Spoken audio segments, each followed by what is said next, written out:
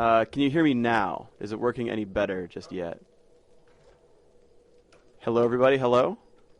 Is there a Phreak here? It's back, they say. Oh, outstanding. It happened to randomly start working. It's working. All right, we are back. Hello, everyone. And they're on the move. Okay, well, let me... I don't know if folks heard it. I was making a comment about Ash. Ash has a particular axe to grind against the Noxian champions and the Noxian element, mainly because with the foundation of Freljord, that actually stopped the Noxian advance into her homeland. And with her now basically being the queen of Freljord, I think she has a lot to prove in this particular match. Yes, and congratulations, of course, to both Ash and Tryndamere. Yes, the new king and queen of Freljord. Yes, absolutely. So right now we're seeing the summoners basically take their, as we call them casually, lanes on this map. Different teams actually choosing different strategies. We see that the Ionian team is actually splitting up quite a lot. They're actually looking at these lines of sight. If we turn off some of the sight modifiers here, we see that the Noxian team doesn't actually see much of the map. They're actually all grouped up together. Scion will be taking over this ancient golem camp, which spawns in about 30 seconds. I wonder what their strategy is in doing something like that. So they're playing much more of a passive game. Edwy is their, as we call him, jungler, who will be running through the forest, the jungle, killing various monsters. And they're simply holding the rest of their team to protect a very common avenue of entrance. If they came from up here through this area, Scion would see him and would be able to run away. And if they came through the other common entrance, the entire team was there watching that, and they could escape as well. Interesting. On the other side, though, we see that the Ionian team, they have scouts set up across the map. Kennan's over here. They had Udyr coming towards the back. They had Ash camping in this brush, so they could see all of the common inlets of the jungle at all, but weren't actually ready to prepared to defend themselves if something actually happened. They could just see it and retreat. So a little bit of a different play style right off at the bat. Grouping up versus vision, basically. So the top of the lane are two of the main mages for each team.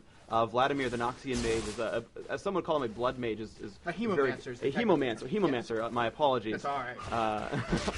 I'm not one who knows many definitions. I just call it as I see it. But certainly he's good at healing himself. He does a lot of damage. Actually uses his own health as fuel for his abilities. So the bans for each team, there's one ban given to each team, and the bans were Rammus, which was banned out from under the Noxian team, and Shen was banned away from the Ionians. And so both teams actually banned out tanks who could also jungle, which was seemed to be a very hot topic between them. When you're given very few champions, there's only so many champions that do multiple things at once. Oftentimes you just have just a tank or just a jungler, and those were champions that served multiple roles very, very well, and they're very common to ban in a sort of limited champion environment, as when you only pick champions from your side or your own mercenaries. These multi-purpose champions are you're very wise to get rid of them to limit your opponent's choices more. So, for example, the Noxian team running jungle Scion is very, very rare. We don't see that very often. Certainly powerful. We can see Edwy is doing a very good job with his Scion, but is not something that we would normally see when summoners are given a free-for-all over any champion to play. Do you think that sort of unique strategy would prove to be maybe the hinge point that turns things into Noxus' favor? I think it's valuable. Having a jungler at all is certainly very wise. But Ionia has a great bit of power in that Udyr is actually a common sort of jungler choice as well.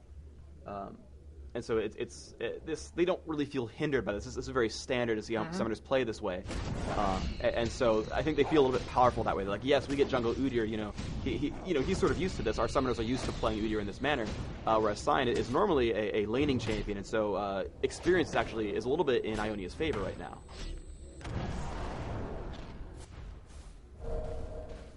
So we're just seeing the sort of lane assignments at the bottom lane. We have Morgana and Singed playing together at the bottom.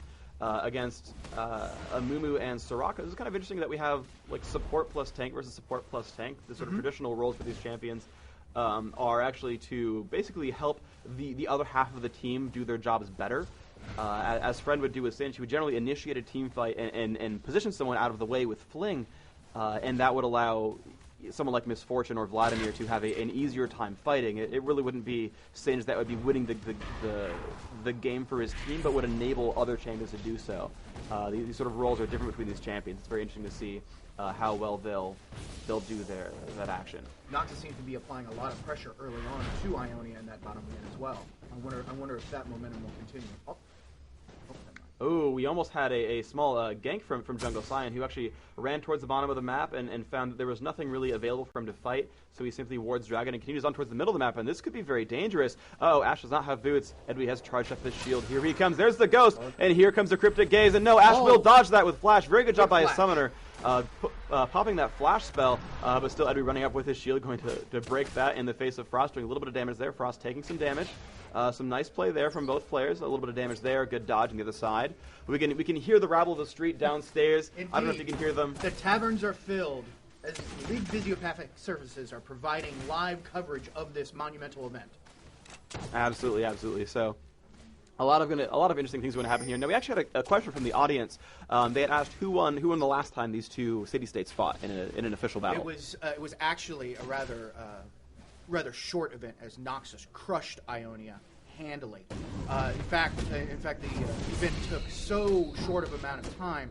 There was some talk of there being some sort of deal making through the political halls. Let me interrupt you real quick. As Morgana lands the Dark Binding onto Udyr. Udyr's getting taken down, and where can Frank get in there to fling? Garzamab is still putting damage off onto Cyan. Cyan is now being forced to retreat, but there's the Turtle Shell, and Garzamab will be getting away, and Illusions with a Mumu running with the rest of his team. There's another Dark Binding. It will not hit anything, though, and there's the flash from Soraka. Yeah, 4 on 3, wow. and no one died. No one died. Impressive. The Ionian champion's barely getting away. It seems like Ionia has learned the lessons from their previous attempt here, and they're not taking Noxus for granted at all. Absolutely. So, sorry, continue about the last match. It was very short. Certainly. So it was very short, and Noxus handily crushed Ionia. Of particular note, Soraka has a lot to prove in this particular match, where a number of people well versed in the tactics of the battle arenas felt Soraka had really underperformed in that last match. And also interesting is that Dr. Mundo was actually one of the MVPs for the Noxian team in the last match, but he is absent from this one, and I think that has something to do with the machinations on the Ionian side. I think they probably may have traded off some of their own options to ensure that he would not be able to make it into this match. There are many things afoot here. No doubt that the Journal of Justice will get to the bottom of each of these. All right, so yeah, and the interesting thing enough is the summoner known as Roku, who, if we can find him somewhere around here, he is... I actually don't see him anywhere. Is he not... Oh, he's not playing in this game. Or... Wow, I'm clearly just saying things completely wrong. I apologize. Never mind.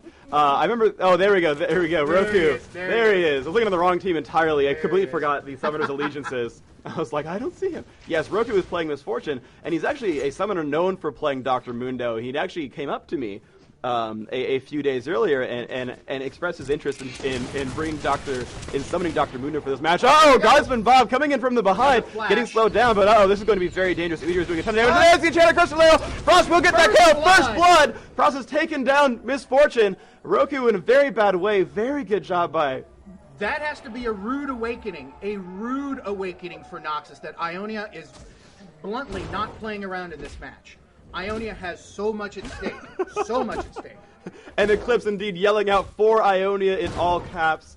He is certainly very enthusiastic about this game. The high command is sweating bullets in Noxus right now over this particular match, and that cannot be a good start for the evening for that. Yeah, so very, very good opening. This is actually what I talked about briefly earlier, where, again, Udyr is more of a conventional jungling choice for the Ionian side, and we saw when Cyan tried to gank, you can see it was very, very easy for Frost to escape that, for Ash to escape that with the summoner casting Flash. When Udyr showed up, Flash was not enough to stop that, as he just simply walked up and stunned him with Bear Stance again.